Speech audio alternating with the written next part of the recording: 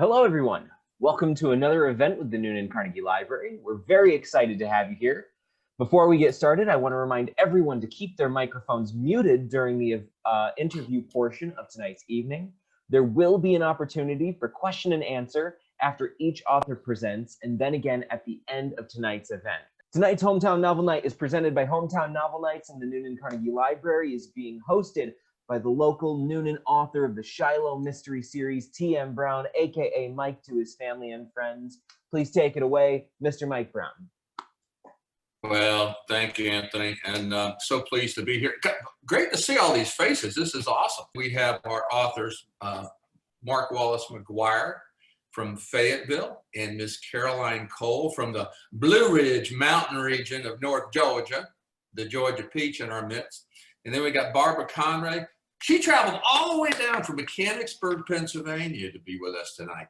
So I'm so thankful for that. And well, what I want to do, and I kind of like to do at the beginning of these different events, and because there's really not a whole big difference between going live and virtual, other than we don't get to do handshakes and touch books right away.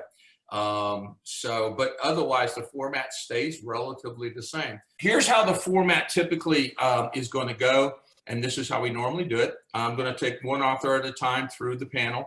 We're going to start with Miss Caroline Cole.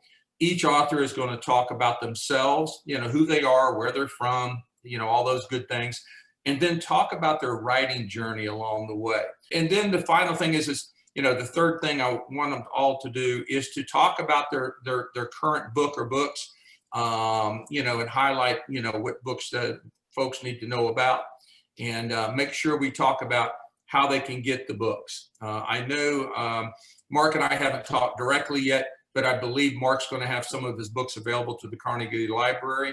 They're going to be putting it in the local concession they have that represents the Noonan Carnegie. And our books from last month are there. The books from Pat McKee, Valerie Valdez, and Angie Gallion are there. Mine ended up there because they interviewed me last month. And when you buy a book from the Carnegie Library, part of the proceeds goes to the library.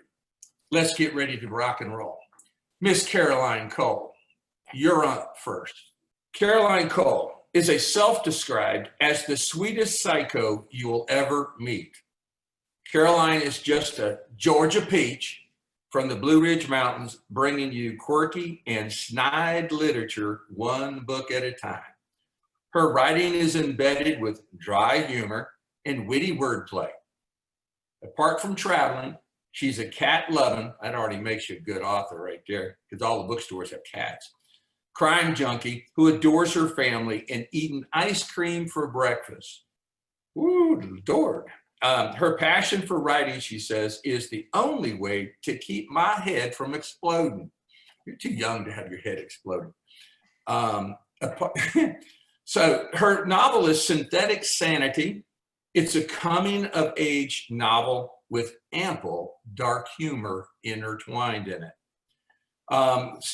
Synthetic Sanity is an engaging story, complete with a quirky plot, young love, and intriguing character development, a combination that is sure to leave you waiting anxiously for more.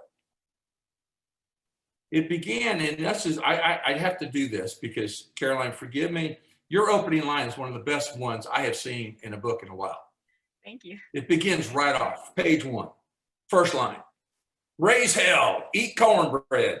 This redneck has a tattoo that reads, raise hell, eat cornbread, sloppily placed and glittering with beaded sweat on the pointed collarbone. I wonder if I am beginning to hallucinate from the hot sun beating down on me. Surely this level of inhuman ignorance is impossible, right? So that's the beginning of her novel. If that don't pull you in, at least to get you reading to page 2, whew. One reader says the author writes her characters well. Her portrayal of June Wilson's snide commentary and sense of humor are sure to make you laugh out loud, and her depiction of the process of grieving is spot on. And then another reader ends it this way: my heart and my funny bone were touched by June, the main character, and her quirky story.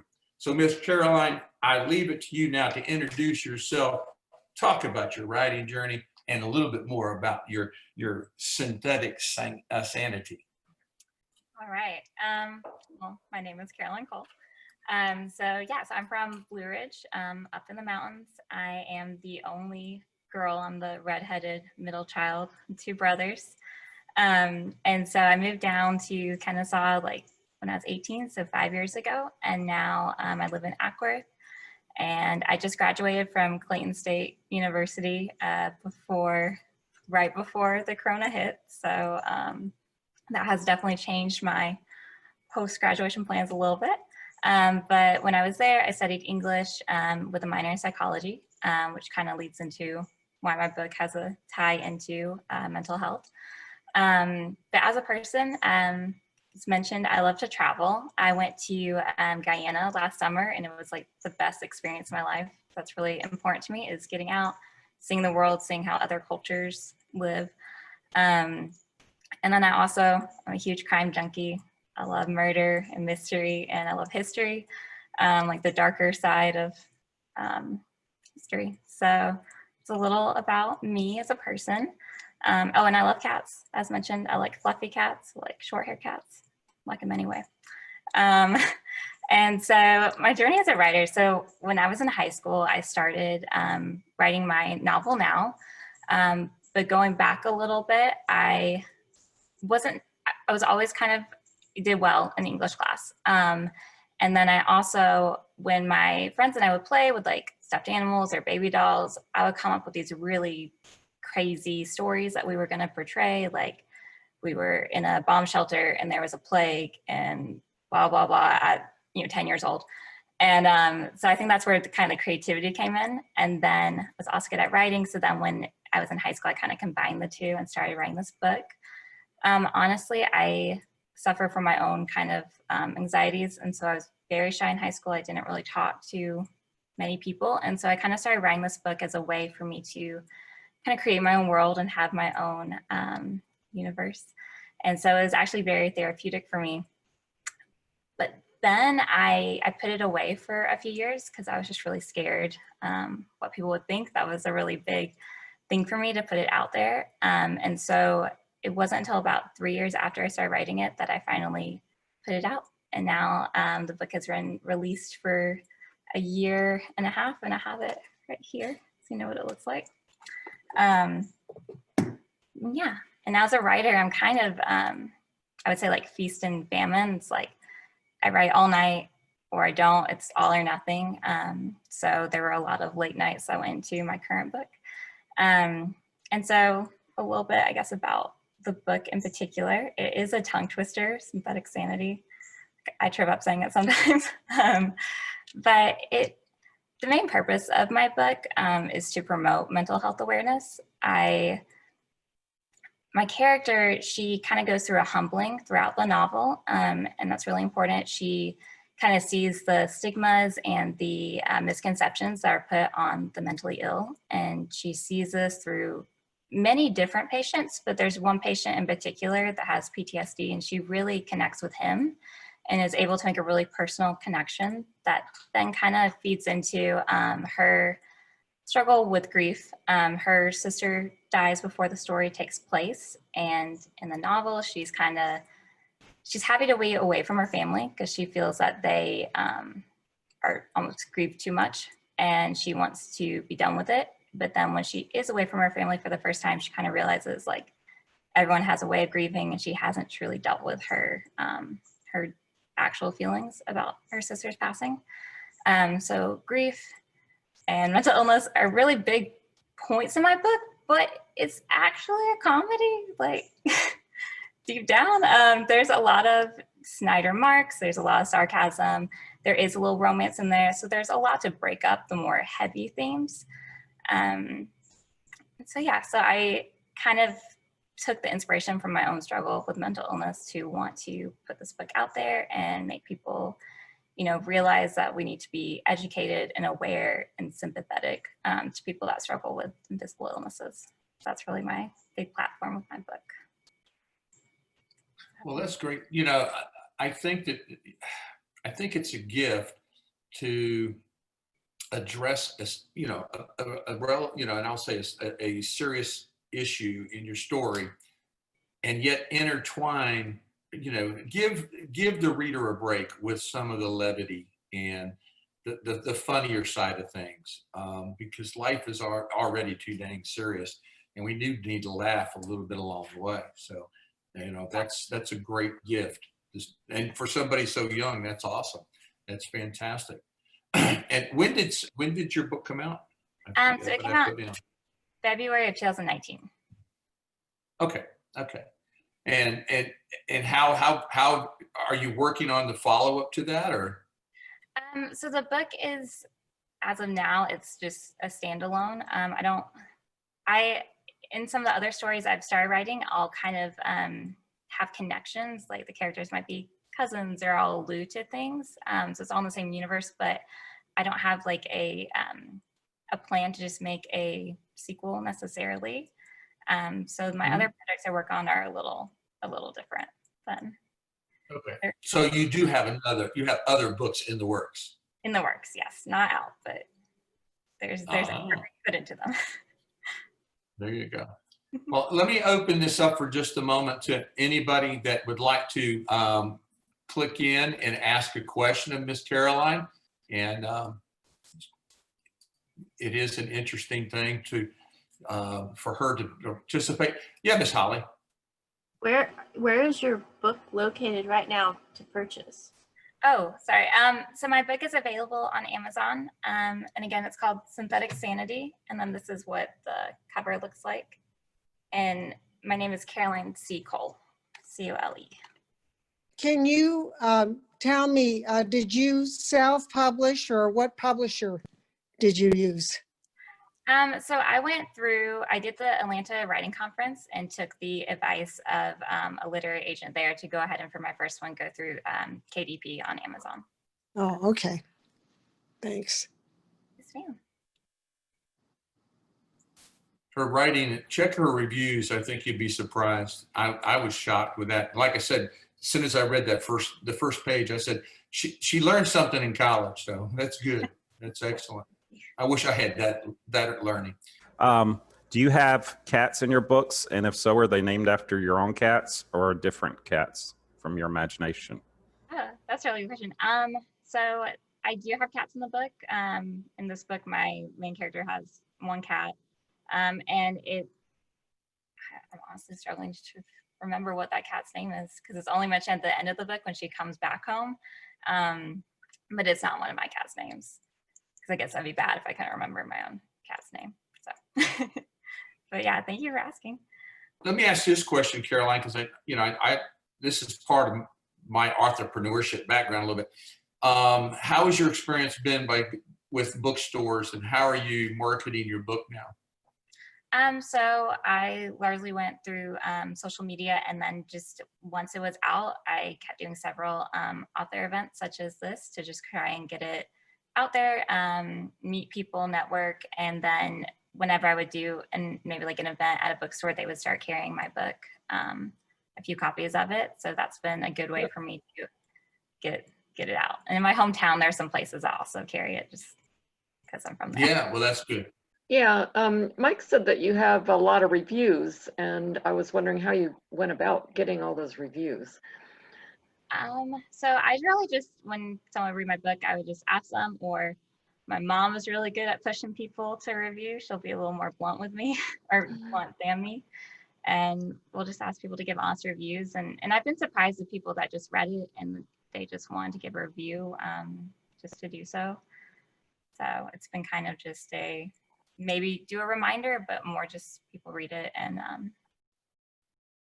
say what they want to say about it. Sometimes the reviews, you just need to ask, and keep reminding folks the value of reviews for authors. And it's actually not just a value for the author, it's a value for the other readers who are looking for something good to read. Independent publishing has changed a lot. The goals are not any different for independent publishing versus traditional publishing. The first job is to write a really good story and have it edited well and have a great cover. And I think that you definitely have a great cover. I love that.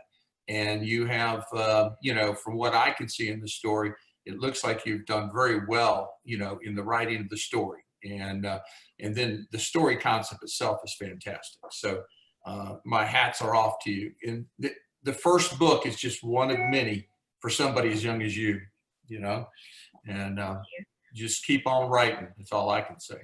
So I'd like to move on to Miss Barbara Conrey, and from Mechanicsburg, Pennsylvania.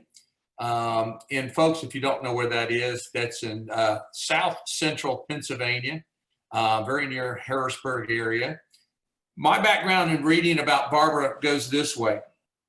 Barbara worked in the healthcare industry for many years before opting for an early retirement. Gosh, it sounds familiar. Which lasted all of 3 months. She then accepted a position in finance for which she had absolutely no background. And 4 years later, she decided to write a book, but not about finance. Travel is her passion, along with reading, writing, hiking, and exploring antique shops. Oh, you and my wife would get along. Her greatest love is Miss Molly, her rescue beagle. There are stories to be told about beagles, and Barbara hopes to incorporate some of them into her books. Barbara lives, again, I've already mentioned, in central Pennsylvania, Mechanicsburg, close to family and friends. And that's a trait of Pennsylvania. I noticed she was has a Windy City, Chicago root in you. So that's where you got your upbringing. And she came highly recommended by our own Angie Gallion, who shares the same publisher. And when Angie came to me with a couple of notes, we were talking, she just couldn't stop raving about you. So that's when we said, hey, we're virtual. You don't have to commute down here to be with us tonight. And books travel wherever people can get them. Her book is Nowhere Near Goodbye, a woman's story dealing with family, failure, and second chances. As one reader shared, Nowhere Near Goodbye examines the fraught balance of love and family versus drive and life purpose. Can women ever reconcile those choices and find peace in the necessary sacrifices, or forgive themselves for choosing not putting family first? Barbara's novel is thoughtful women's fiction which poses those kind of questions and will leave you pondering life choices in the best way. An emotional, life-provoking, and poignant read. Barbara's opening, my headaches went from not a big deal to the size of Montana. Then my eyesight took a hit, then my stomach and my equilibrium. And equilibrium, for those who needed it explained, was a word meaning balance. I was unable to stand on my own 2 feet without tripping over them. So Ms. Barbara, there's your lead in. Would tell the folks a whole bunch more than I just shared, if you would. Okay, I'd be happy to. First of all, thank you so much for having me. I'm very pleased to be here. First thing you need to know about me is I'm old. I'm an old 2020 debut. This is my first book, my debut. I belong in a Facebook group of 2020 debuts, and they're all in their 30s, 20s. There's one person there who's 40 who says, do you think I'm too old to publish my first book? And I'm there, no, you're not too old. I'm not too old. The next thing I want to tell you about is Angie Gallion, who was my editor for this book. And without this woman, I'm not sure that this book would be here. She did a lovely, lovely job, and she helped me so much. And I'll tell you a little bit about that as we talk about the story. So, you know, I'm old. I am retired twice. That finance job did not go well. It really didn't, but I lasted for 4 years with it. And previous to that, when I still worked in healthcare, I had a friend whose granddaughter was diagnosed with glioblastoma. It's a brain tumor, inoperable in terms of eradicating the tumor. So she watched her 9-year-old granddaughter suffer for months and eventually die. And I was so angry about this situation. And I wasn't a writer at the time. This was probably 20 years ago. And I didn't actually start writing till maybe 6 years ago. But the story just stayed in my head. This tumor stayed in my head. And of course, the fact that the tumor still is killing more people than not helped it to stay in my head. So finally, once I retired, I decided I was going to write about this story. And of course, the only thing that's true in this story is the fact that a child did die of glioblastoma. When I first wrote the book, well, first of all, I had no idea how to write a book. I just thought I would sit down and write the story. So I did. And I belonged to a writer's group. And after, I don't know, quite a long time, I decided this was a good story and I was going to let them read it and see what they thought. So I gave it to 2 writer friends and they read it and they came back to me and they said, maybe you want to just put this aside for a while. Maybe you want to find something else to do in retirement. So I said, that's not good. So I started taking classes. I started reading and buying craft books. I started learning everything I could. And I rewrote the book maybe 20 times. And then I started to think that I sent it out to more people and it was getting good nods. Other writers, they said, yeah, it's a book. We like it. It's a good book. So then I thought about how I was going to publish the book. And I'm not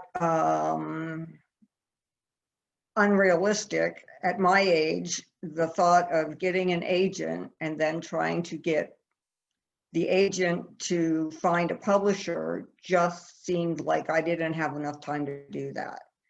Because sometimes it can take years just to get an agent, and then it can take years just to find a publisher who likes the story. So I knew one author who published with Red Adept and really had a good experience. So I thought, okay, now again, I'm very naive. This is the publisher I want to publish my book. That's who I sent the book to, one publisher. And I thought, if they don't take this book, I'm done. I'm just done. And fortunately, they took the book because then I didn't have to think, well, really, did I really want to be done? And I don't think I really would have been done, but I was certainly fortunate that they did take the book. So along the line of, being picked up and then finally getting into the queue for publishing, that's for editing, that's how I met Angie. And the first thing she said to me was, originally the book was 2-person point of view. And she said, yeah, Kate's got to go. And Kate was half the book. Kate was the dead child. Kate was talking from heaven. And Kate was very belligerent and I loved her. Her favorite thing was to swear. She felt she could swear because she was in heaven. And Angie said, nope,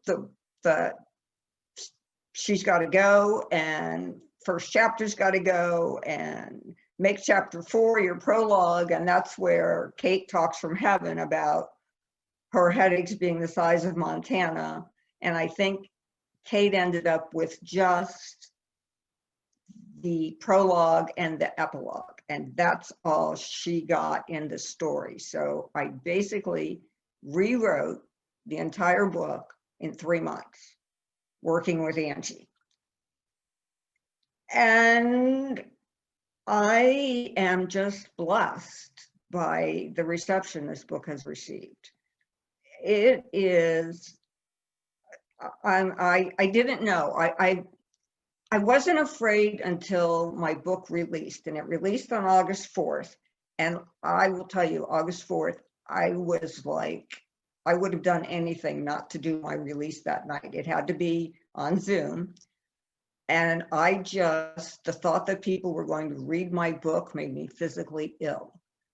I just didn't know what to expect. And I'll show you a copy of the book. The cover is phenomenal. Again, Red Adept has a graphic designer who does all the cover work. And it actually the cover represents a scene, a very poignant scene from the story. And I described what I was thinking of in terms of the book, and they came up with it.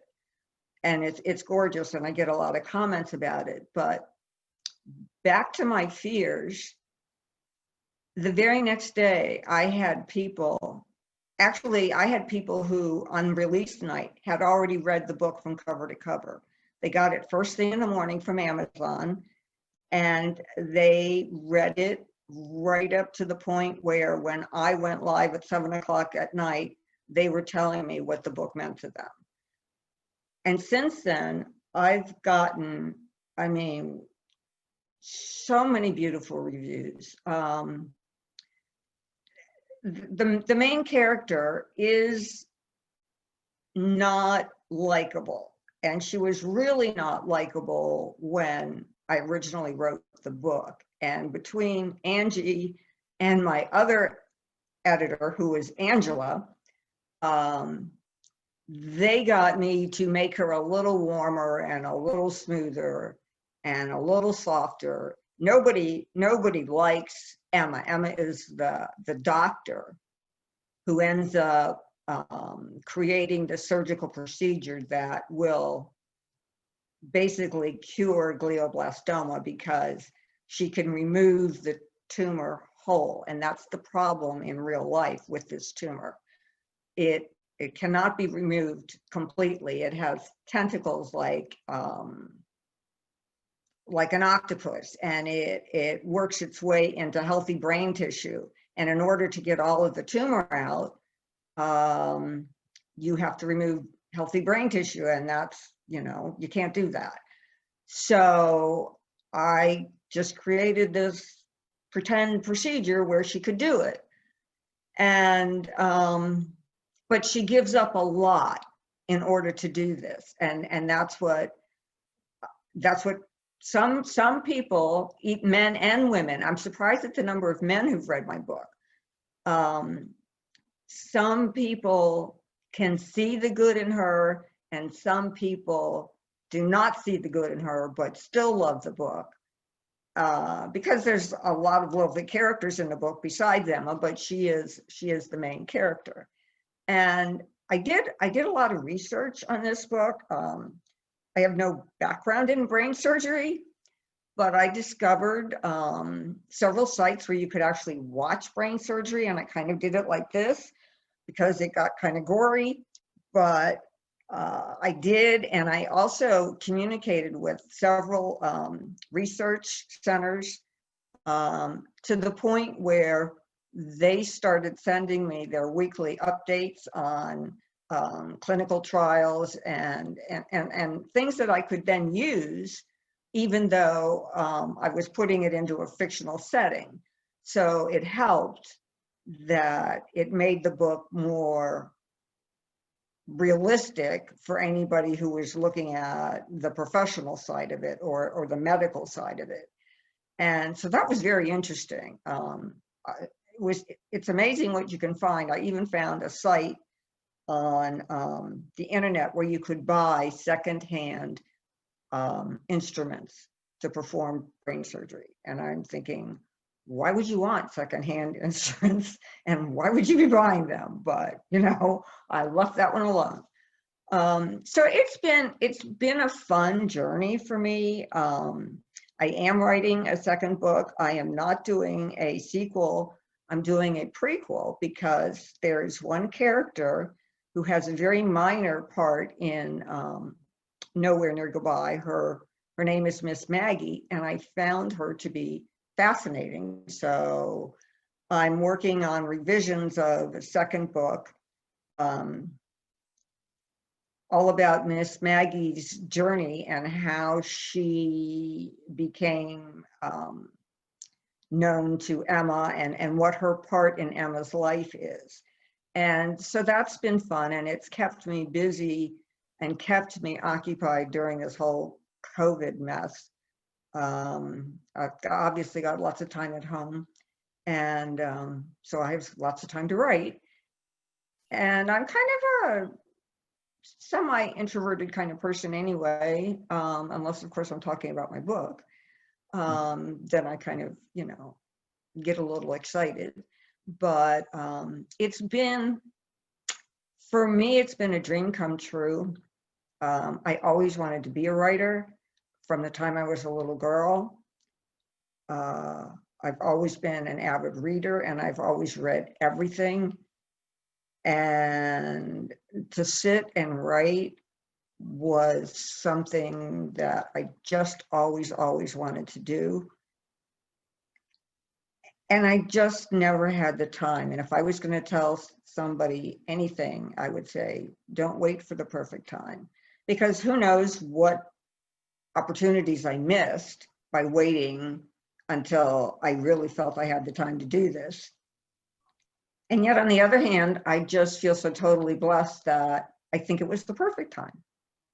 So my books, they're available on Amazon, on Barnes and Nobles. They're available Kindle or ebook or paperback. I'm very interested in book clubs. I've done several so far, and they've been so much fun. And that's me. Well, Barbara, let me say something to you, right? First of all, you and I have a lot in common. There is no such thing. Now, there's Caroline, who has started right out of college. She's 21 years old, and she's off and right.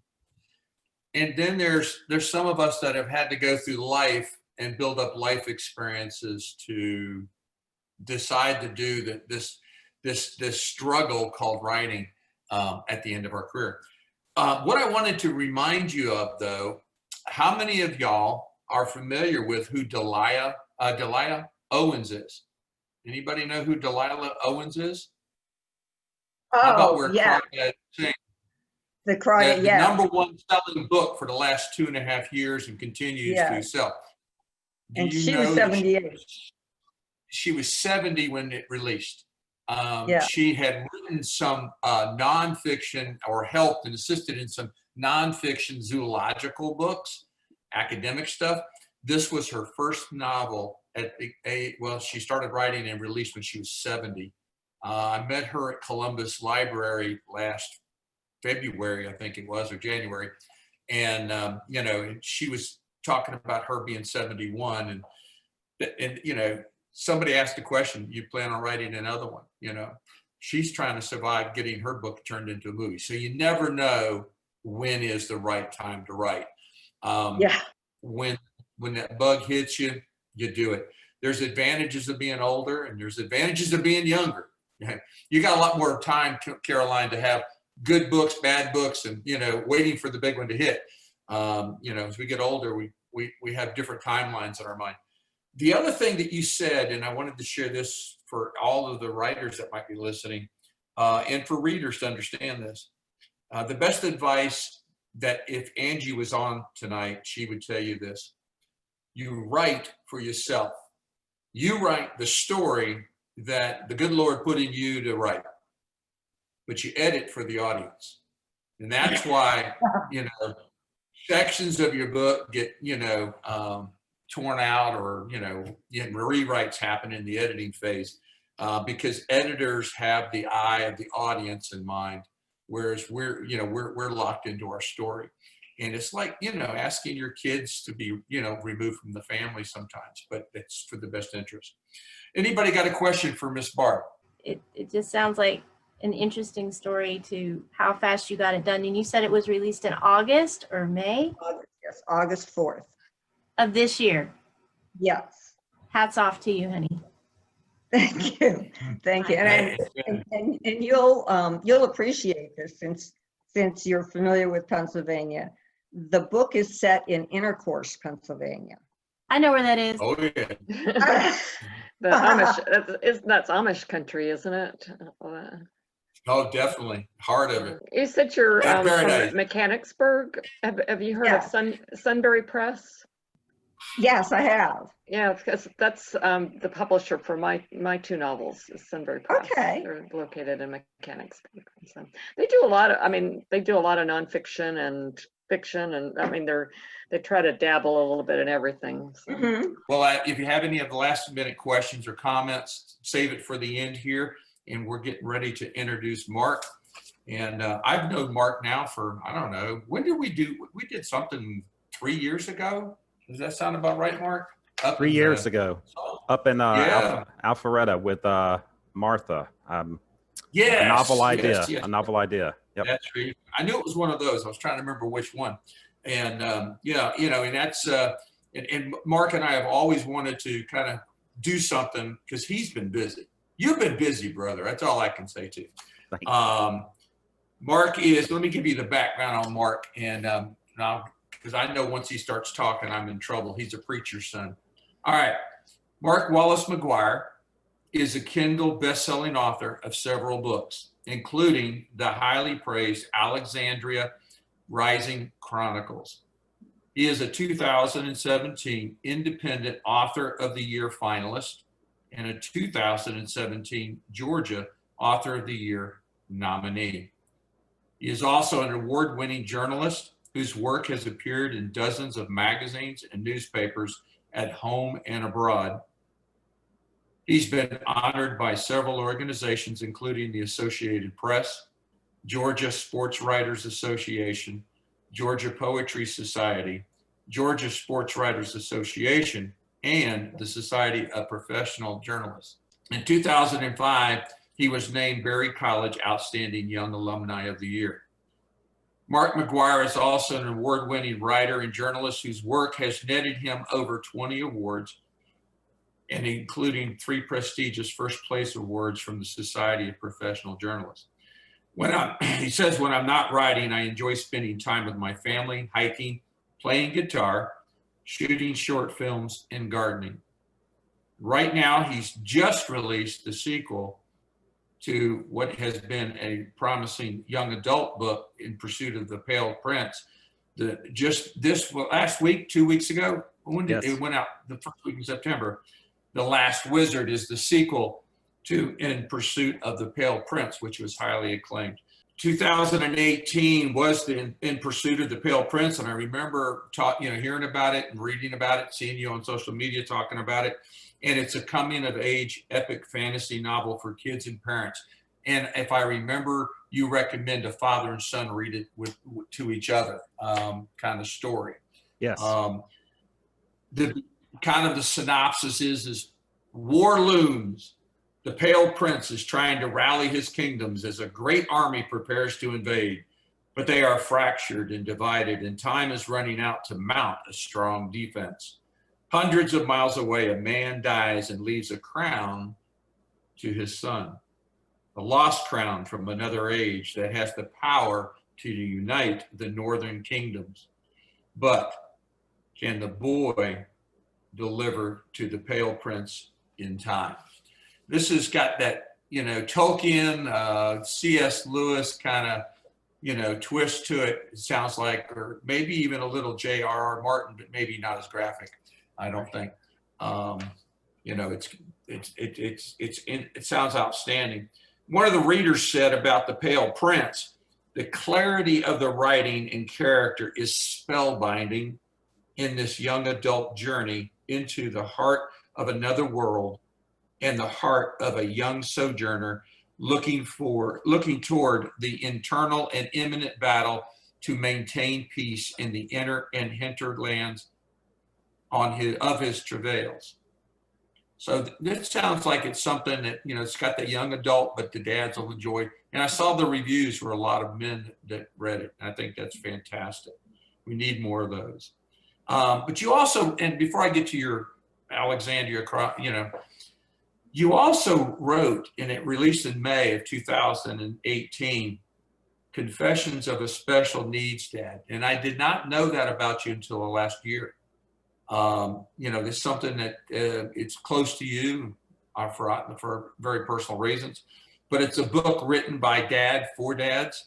It offers hope, healing, and most of all, honesty, as well as an important reminder that you are not alone in dealing with that. My wife and I have friends who have special needs children, and you can only, I don't know, it's something you just reach out. It takes special parents to be able to raise them. And maybe that's why, God does what he does sometimes.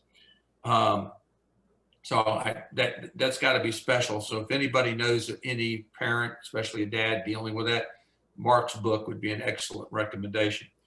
Now, for his series, the Alexandria Rising Chronicles, it's a trilogy. Which I know takes a lot of writing, because mine ended up being a trilogy, and it takes a lot of work to put all those characters together and create this world that is believable and people buy into. Alexandria Rising is the first book that came out in 2016. The book was a Kindle #1 bestseller in netted Maguire honors, including Independent Author of the Year finalist and Georgia Author of the Year nominee.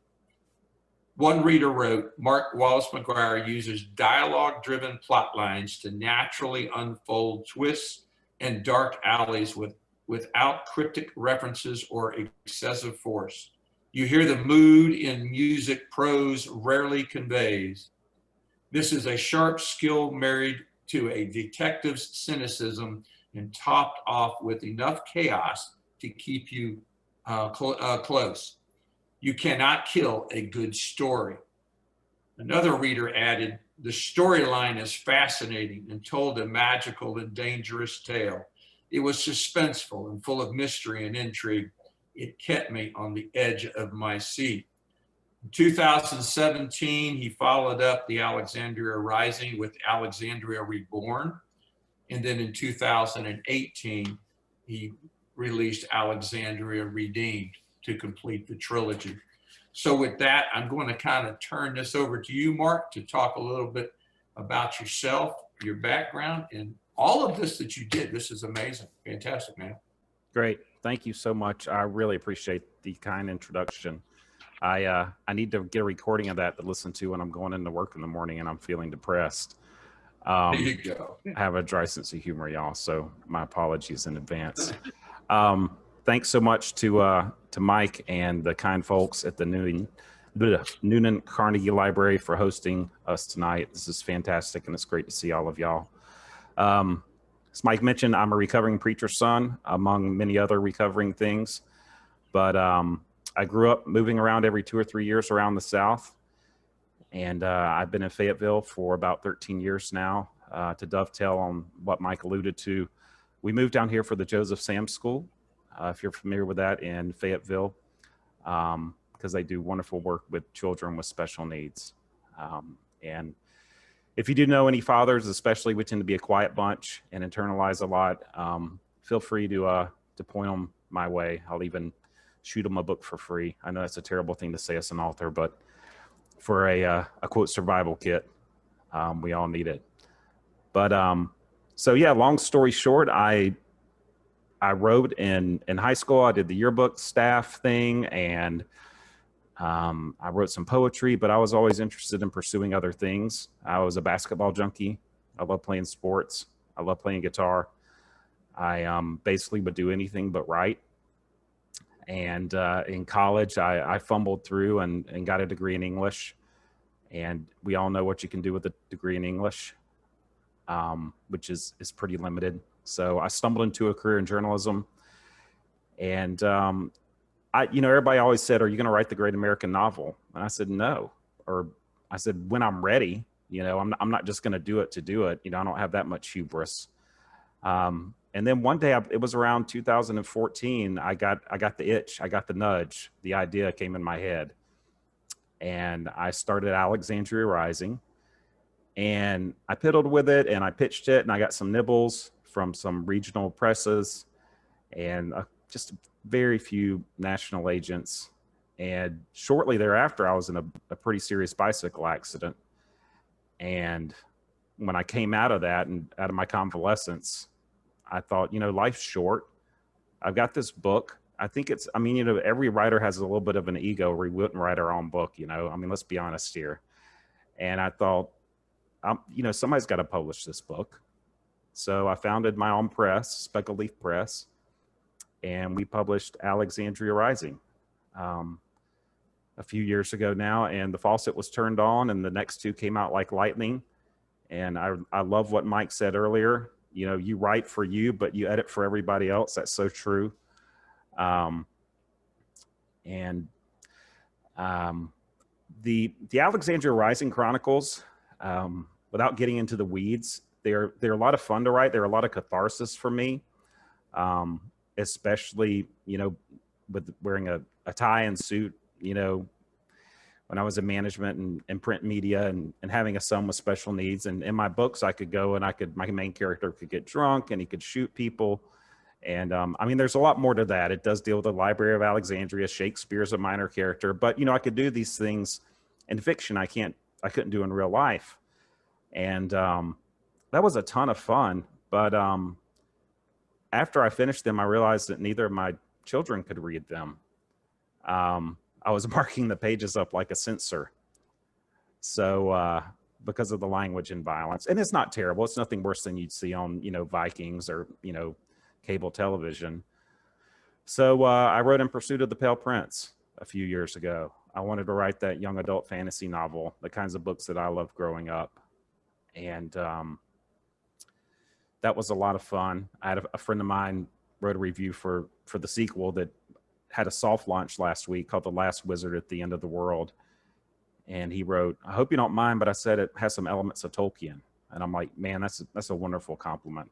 You know, I mean, if you're writing fantasy in this day and age and you don't have elements of Tolkien, you're either a liar or you're a liar.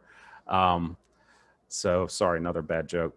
But I mean, it's, I wanted to write just some pure escapism, you know, and especially from a young person's perspective.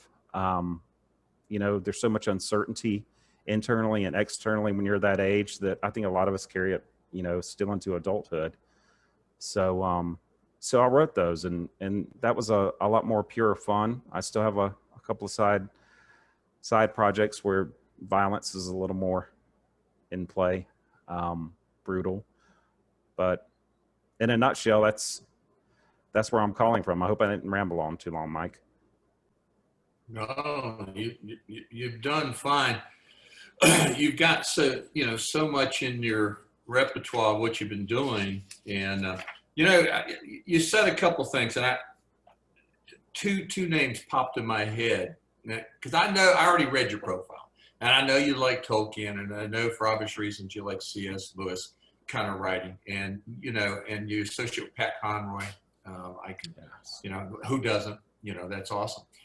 But there's two that strike me. One is there's another preacher's son who went on to become what we would know today as the father of Southern fiction, and that's Erskine Caldwell. Erskine Caldwell, for a lot of y'all don't know, us older folks might know a little bit about Erskine Caldwell, but Erskine Caldwell came at a time in American history at the turn of the beginning of the 20th century, in the 1920s, 1930s, and going forward as a writer. And he started selling actually a lot of his books right out of his car. He was one of the first authors to start selling his books as paperbacks, you know, mass volume. And when he sold them, he ended up having his books turned into God's Little Acre, the movie, and there were several others that, you know, that he wrote. But he was that Southern voice that, but he came from, and when you read his stories, You're never going to guess that he was the son of a Presbyterian preacher, because they were a little racy. But, you know, Erskine Caldwell came to mind. So there's hope for all of us that way. You know, I'm not a preacher's kid, but I've got 2 preacher's kids from when I was a preacher, running around. That one was about your age. Rick Bragg is the other voice that came to my mind because of your journalism background. Now, you don't have quite the Southern twang from Northern Alabama that Rick Bragg does, and you don't talk with the same stories that he does all the time. But no, I think journalists have an advantage. There's a few people in the audience that also would recognize another name from last December's Hometown Novel Nights. His name was Jedwin Smith. He was a journalist for the Atlanta Journal-Constitution. He was an international correspondent. Jedwin's, there's something about journalists and writing that's just unique. So my hat's off to you. So that's fantastic. And I do, by the way, I do want to let you know that I can turn on the Middle Georgia accent. I just need the right audience and the right amount of money, and I can definitely talk to y'all in any way that I need to. So it all depends. I'm very familiar with the jargon. All right, who's got a question for Mark? I want to just to touch on, Barbara was talking earlier about being, quote, too old, you know. And I always tell everyone, you know, one of my favorite stories and one of my favorite writers is Frank McCourt, who wrote Angela's Ashes, and then the beautiful sequel Tis. And I mean, he was not a spring chicken. So I just encourage everyone. I mean, it's so easy to think I'm too old, or I don't know enough, or blah blah blah blah. But you know, write what's been given to you, and write the time you are, and do it because you love it. So thanks for letting me jump in with that, Mike. So I have a question. This is Adam Miller. What do you say to writers who are asking whether or not it's worth the time, the 20 rewrites that it takes to finish the novel? I mean, the thing is, you write because you love it. At least I write because I love what I was writing. And I don't mean that egotistically, like, oh, it's the best thing ever. But if I didn't want to write the story, I wouldn't dad blame do it. And once you get past 5,000 words, I mean, you're in my head. And that's going to take the 20 rewrites, and it's going to take your beta readers to rip it apart, and your editors to tell you what's wrong with it. But you just look at it as a long-term goal. It's a marathon. It's not a sprint. And it's, you just got to look at it that way. Don't fall in love with your first draft, and be willing to do it. And then just set some deadlines and say, in a year from now, I'm going to have this much written, and 2 years this, or 3 years this, or 6 months. So, dedicate yourself to it, or ditch it. Anybody else has any question? Go ahead. No, I was just going to say, and even if you get a bad review, for Caroline, Barbara, I know you guys don't have any, but for anybody aspiring to, I mean, I've got my share. I mean, the bottom line is you're at least eliciting emotion. I had this one reviewer, and I don't know why, but she read my first book and hated the main character, and he's a broken hero. That's cool. And then she read the second book and she hated him still. And by the third book, she's like, I still hate this. And they were all like 1 star, but I'm like, but you kept buying it. So, I mean, at least it elicited something, So, you take what you can get, but, to circle back to what Mike was saying, a good editor. And I'd rather have somebody hate it than just say whatever. So. Yeah, that's very true. One of the most recent reviews I got, and I left it up there. It came in on Amazon, and the guy said, this was on Purgatory.